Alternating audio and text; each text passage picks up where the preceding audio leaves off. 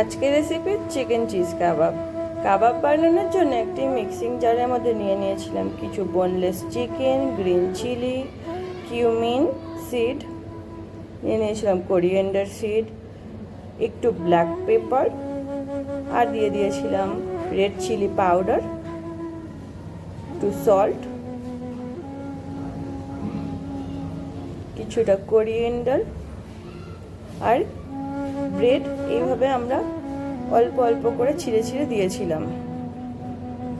এবার একটি মিক্সিং জারের মধ্যে ভালো করে মিক্স করে নেব আমরা এই সমস্ত ইনগ্রিডিয়েন্টস।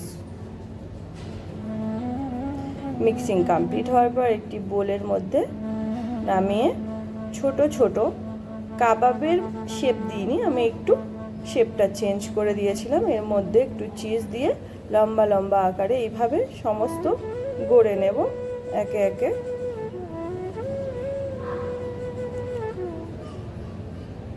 কমপ্লিট হয়ে যাওয়ার পর তাওয়াতে একটু বাটার ব্রাশ করে আমরা একে একে সমস্ত দিয়ে এটা খুব ভালো করে ফ্রাই করে নেব।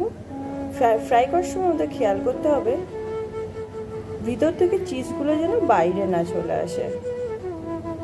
অলমোস্ট কমপ্লিট আমাদের।